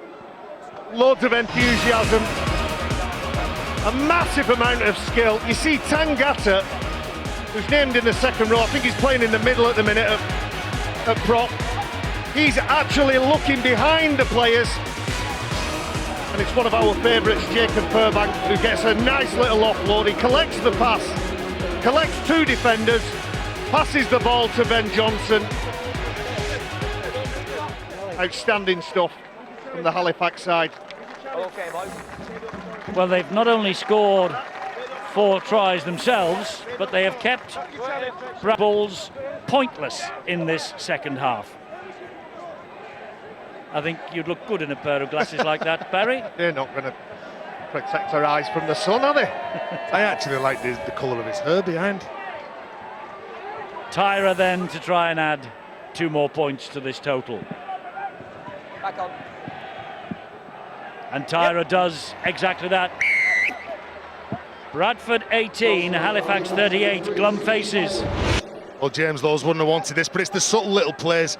Keep your feet, ride the tackle, get the offload away, make sure it's nice and controlled, not a hurried offload where you're throwing it to the ground because you know one of your teammates is somewhere in the vicinity. Make sure it's an easy, nice little catch for him. And Jacob Furbank, let's not forget, he's on loan from the Huddersfield club.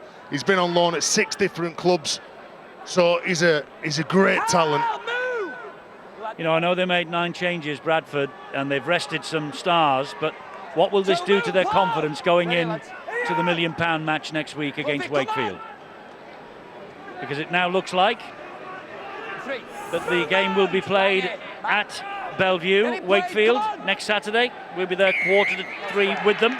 Sky Sports 1. Here's another penalty for Halifax. Meanwhile, What's the urgency of Halifax to play that ball? He's penalised Vila Halafi'i for not being square at marker, but that's because he's still embroiled in the tackle. Eddie, and you asked the question about what will it do for their confidence next week. I just think that for Bradford, they had to get through this game. They knew that they were resting some players. They know that the big game's around the corner. We're not just talking about going into a game and getting ready for the championship next year. We're talking about this could change some of the players who are playing today and who are going to be playing next week. They could be making them full-time pros, playing in the elite competition against the big boys, where all these players want to be playing. and they only have to look back at the record books and know on the 15th of August they lost 48 points to 18 at Wakefield in the second round of the qualifiers, so they have a huge challenge ahead of them this time next week.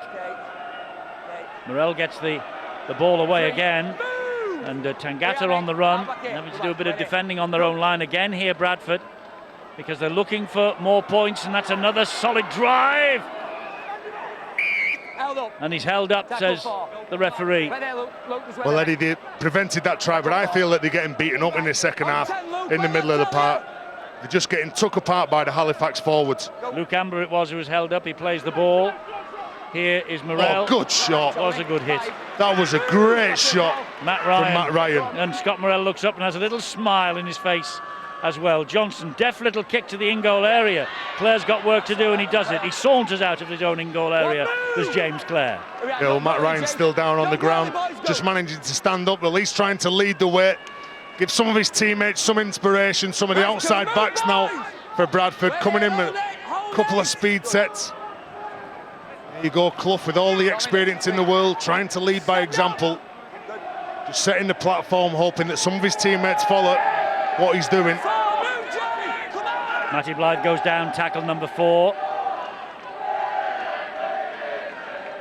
Tackle 5 away! They've reached the last tackle. Good set defensively from Halifax here. Hurried kick as well coming in. Ball standing up nicely for Tom Saxton. And it was the hooker Halafihi who got that kick away. But it was hurried, and that's why Halifax have got this possession. And the referee says play on. Then he said play the ball. I think he misunderstood the call then. Yeah, I think the confusion was the play bit. And that's the thing that registered to Jake Eccleston. But they're not afraid to throw this ball now. There's plenty of players pushing up, putting themselves in a position to receive a pass. So that therefore puts confidence into the players when they're carrying it forward. There you go. A scruffy offload, you can get away with it if you've got enough players around you. Morel makes a lovely break, gets the ball away to Tangata. They're in again. Oh, Halifax. That was a terrific try from Halifax. Look what it means to them. Look what it means to the players. 42 points to 18. Big smiles on the faces of the Halifax supporters. I think there'll be some glum faces on the terrace in front of us. The newly named Northern Terrace here at the Odsal Stadium, by the way. The supporters have had their say, and this, from the side that we are watching from, is now known as the Northern Terrace. Well, it's pushed through support from Tangata. He puts himself in the next hole, receives the ball. And what about this for pace from the big man? He's deserved that. Worked extremely hard in several different positions, but Dane Manning flops the ball on the floor. Ben Johnson, who's done this all afternoon, he picks it up. Outstanding stuff from Scott Burrell, who's been involved in everything, and it's that line coming back on the inside from Ben Heaton that just makes the Bradford defence hesitate just enough for the big man to get over for a meat pie. Well, pardon? For a try. Thank you. Not an actual meat pie. I thought you were feeling peckish again. Always. This is Tyra to try and add the extras, which he pulls in front of the post. But come what may, this now is a history-making day for Halifax. Their highest post-war score against Bradford, home or away. That's incredible. Yeah, and haven't they been impressive? And again, Eddie, I'll say this second half, and looking at the players when they emerged from the dressing rooms, what they were saying to each other, they looked a confident bunch, and Richard Marshall was really happy, just tighten up on a couple of things and we'll be okay. And aren't they just that? They are okay. 42-18 and a penalty here for a high shot. They're getting frustrated more and more. Our Bradford, Jean-Philippe Bale this time. Oh, Halifax was in there a bit quickly too, a bit high. Bale didn't miss him. Well, it's a desperate attempt, a desperate tackle from the Bradford Bulls. And one of the things I was looking at before the game, in the division below, call it Championship 1, the sides are likely to use somewhere in the region of 50 to 60 players on their playing roster because of dual edge and one or two other things. But in the Championship, teams are likely to use in the region of about 45, 50 players. Now Halifax this season have only used 38 players in 31 matches, and that consistency has given Richard Marshall enough time to work with his players and really embed the philosophy that he wants his side to play with. And I tell you what, talking of Richard Marshall, isn't he making a name for himself at the end of this, his first year in charge? Coach of the year at this level in the Championship. And he's beaten some big names there to win that. Well, they give a penalty. Stolen here, Halifax. Yeah, they give a penalty away here, Eddie, but you can't just give credit to Richard Marshall. There's other people around him. There's the physios, there's the trainers that they've got. They've got a good bunch of people who's involved, and their push. And Richard Marshall knows that he can't do it without the players. He can't do it without his support staff. So he's got a good network behind him. Move Alex! And in many ways, that could be credit to him as well for putting finding your team those together. people and putting a team together and assembling back room and front room that makes sure you can play like this. And this is going to go down as a famous, as I say, an historic day for Halifax, come what may, in the next 10 minutes or so. Ryan will play the ball. He started all the try scoring in the third minute. It looked like going to be an easy afternoon for Bradford. Far from it. Matty Blythe can't smuggle the ball away either, so he goes down on tackle number 4. It's Halifax now who are defending their line. And Gaskell gets the ball away, and there is Jean-Philippe Bale, and another good hit comes in on him. And that was by Ben Johnson. We've reached the last tackle then. What can Gaskell produce? Little kick off the outside of the boot, and it's too long. Well, Lee Gaskell, he just needs a couple of decent touches, he needs a couple of decent collisions. Again, look at the speed at which Halifax are playing, Eddie. Indeed so, and there goes that man Eccleston. He's delaying the pass, he gives it to Saxton. Saxton rides one tackle, cuts inside. It's Heaton who goes over. Another great try for Halifax. Saxton and Heaton embrace. 46-18. Halifax supporters, pinch yourselves. Well, the former Oldham plays in his 4th season now, Ben Heaton, with Halifax. Look at the speed. Again, Eddie, this just comes down to sheer desire. You're not giving up the ghost. You want to finish your season off well. You want to continue to score points. Ben Heaton, well, he slips over and then he gets to his feet. He continues on. Going forward, this is a fabulous play from Halifax. And do you know what? I've been very impressed with them. When I've watched them in this game, I've watched them all year. They kicked off in round 1. The defensive effort against Widnes for 78 minutes was absolutely phenomenal. The second game that they've won, well, they've got some admirers. They have got some admirers. And the worry for Bradford Bulls is the last 2 home games they've conceded over 100 points, and James Lowes and his coaching staff, they'll need to address that. They will in time for next week, that is for sure. They have some big names to return though. They'll be comforting themselves with that fact, as Tyra adds yet 2 more points, and they're only now a couple away from 50. Well, I can tell you who he supports, and it's not Halifax. Oh dear. Richard Marshall and his coaches, all his back room and front room staff, they've had a fabulous afternoon. But the pace and strike that Halifax have played with, there's been a raft of top performers. It'd be hard to pick a man of the match from this one. Saltonstall again takes the kick-off on the full. 7 unanswered tries in this second half from Halifax. Discipline, guys. Began in the 7th minute with Saxton, Tyra Johnson again, 2, Tangata, and then Heaton. And Manning just before half-time, when they were 18-12 down. They've gone from 18-12 down in the 38th minute to 48-18 now, and we have got 74 minutes played on the watch. I bet Richard Marshall will reflect that this is arguably their best performance of the season. Morrell with a 40-20. It's all going right for Halifax. Scott Morrell with the old mature head on his shoulders. Perfect technique. He knows where that red line is. That's the 40-metre line.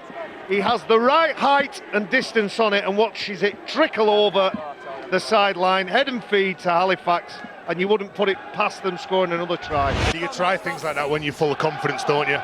And Scott Morrell knows that they finished the season off well.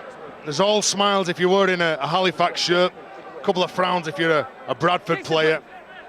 Well, haven't they done well?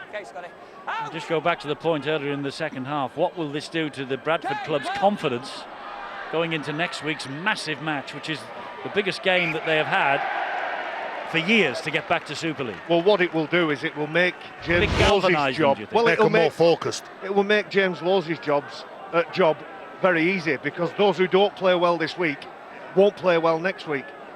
Sometimes when you've got a big squad, and we were talking about the rotation, a nice short kick-off, that's a gamble and a risk that's paid off for the Bulls. But sometimes when you've got such a big squad, you've got so many players asking you, can I play? Can I play? Can I play? Well, James Lowes has let them play, and whether they make next week or not, that's all down to their own doing in the performance today. Well, James Lowes doesn't look a particularly happy coach at the moment, does he, from what he's seen in this second half? You couldn't really call it a wake-up call for them, could you? Really? They've had their moments in this playoffs. You don't become a bad side overnight. No, you don't. Well, and as we say, they've made 9 changes coming into this. They've rested some key personnel, but I don't think James Lowe's expected this. No, I doubt it very much. Back! When they've been good, they've been good, and when they haven't been good, they've been awful, and they'll have a lot of things to fix up.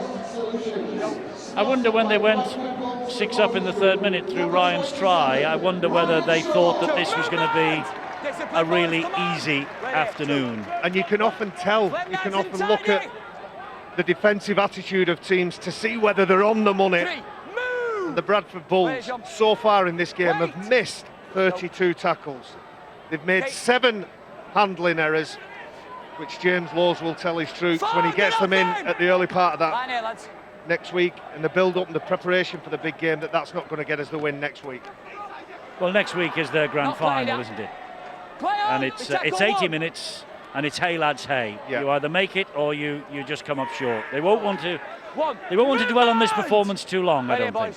No, but they'll need to pick the bones out of it, and they'll need to fix up the deficiencies in the game, and it's all about managing your players. And James Lowe's, as I've said a few times, he's a really good operator. He's a real man's man, and he's a real players coach. He'll have in his mind, he'll have already formed what he's going to do next week, and I'm sure he'll say something in the changing rooms, but he'll control his emotions. He'll hold back and save it for Monday morning.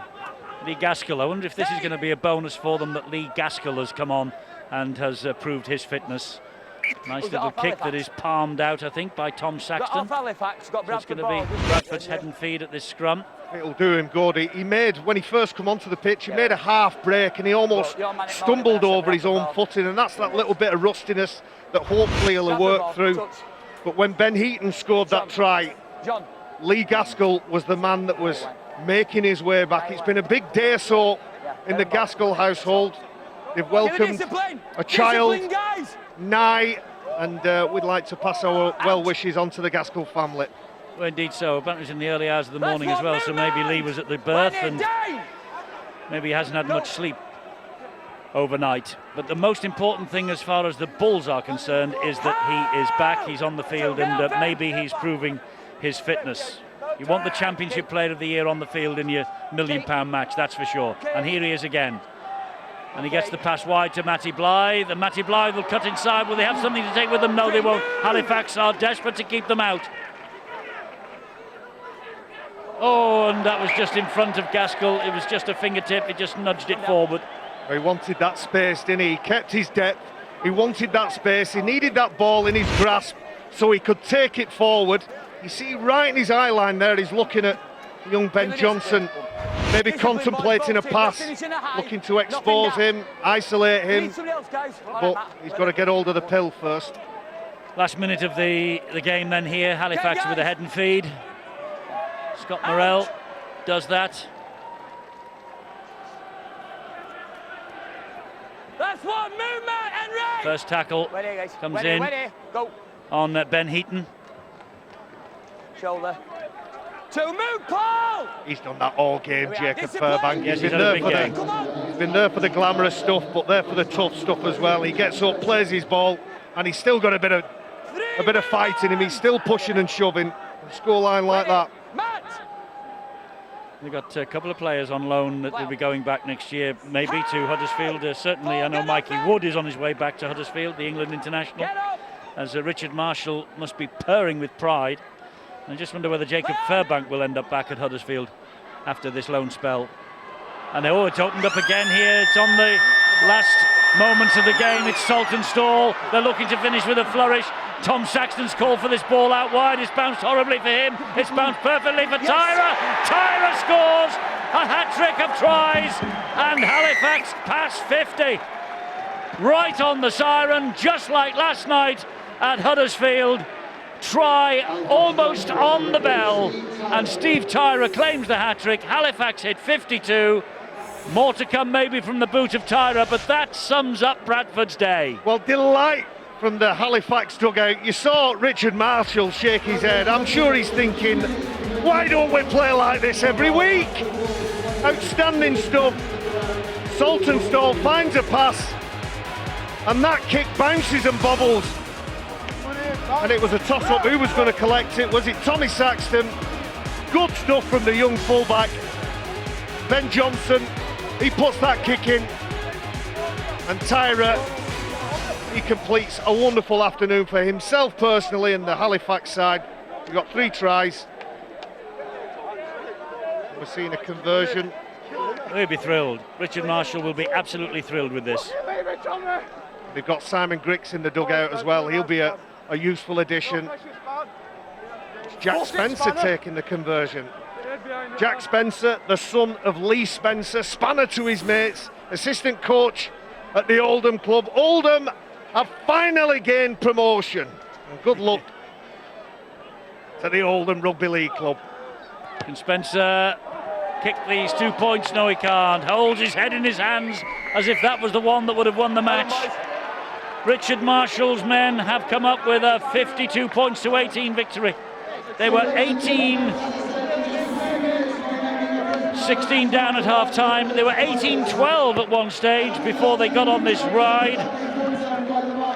And so they've run in 40 unanswered points, and they've kept Bradford scoreless up the other end as well. Well, let's get a reaction to this defeat for Bradford. James Lowes, there he is, he's with Terry. Jimmy, you rested 9 players coming into this game, obviously in preparation for next week, and it is not ideally what you wanted, was it? No, irrelevant of the we rested players. That's irrelevant, Tez. You know this.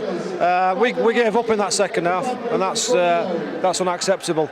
Well, you talked about at half-time you needed to be better defensively. In that second half, you conceded, I think it was 7 or 8 tries. Is that the confidence that the players need going back inside? And has it made your job easier by not picking some of those for next week? Well, it's made my job a lot easier, you know. We just can't accept that. Irrelevant of the side we've put out today, there were still good enough players to beat that Halifax side. There's no question about that. But we just gave in way too easy in that second half. You know, 20 minutes in, they scored a couple of tries. We were still in contention, and we just gave the go. So we just gave the chase up, and we looked like a side that wasn't going into a big game next week.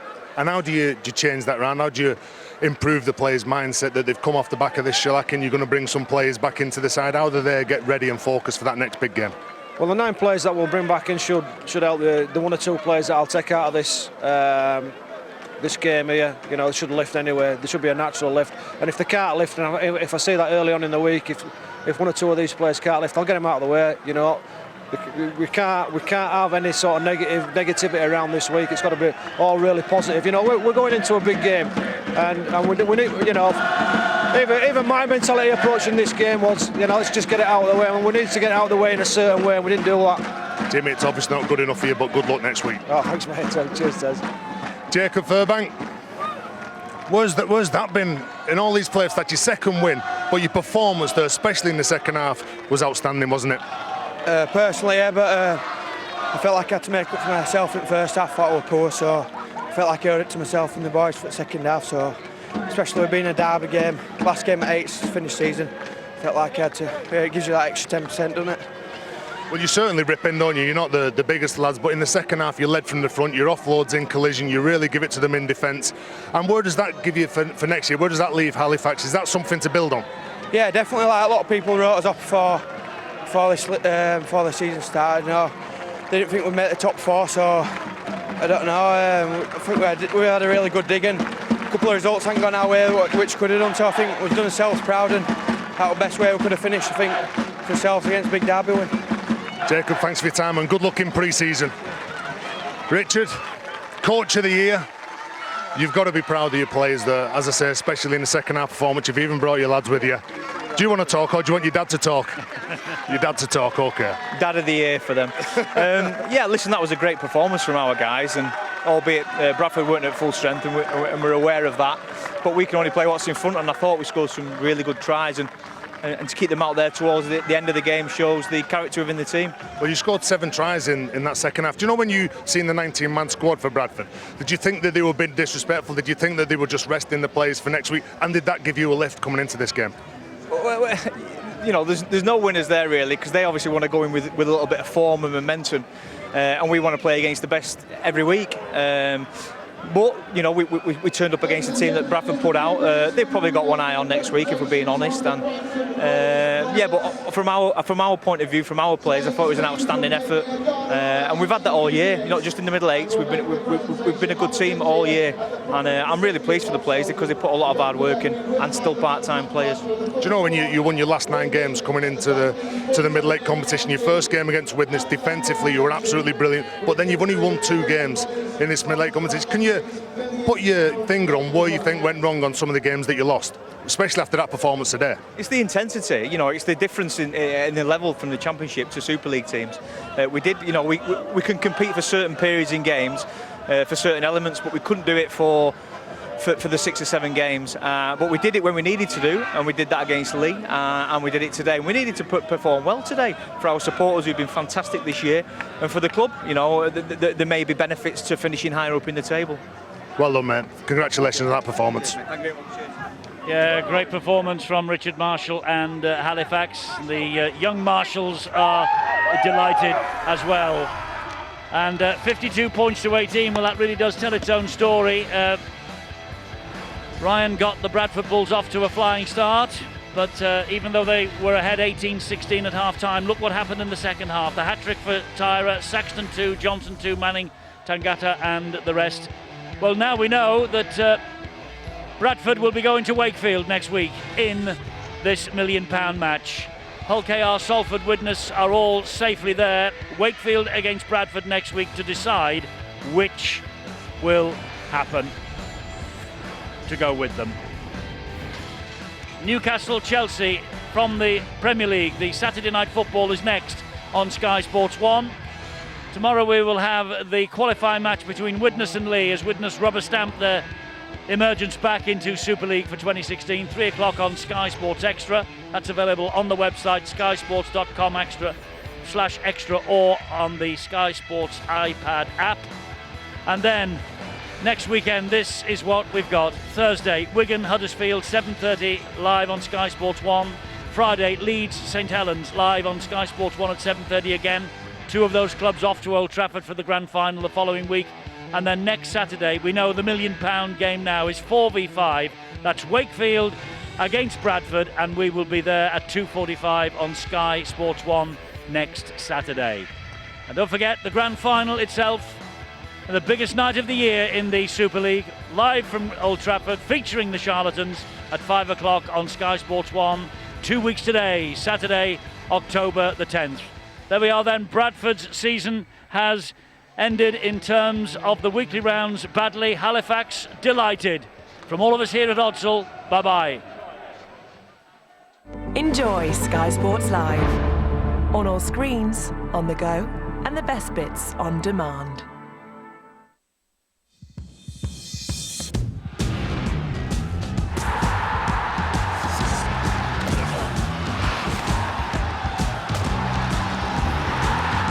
Ladbrokes, proud sponsor of Rugby League on Sky Sports.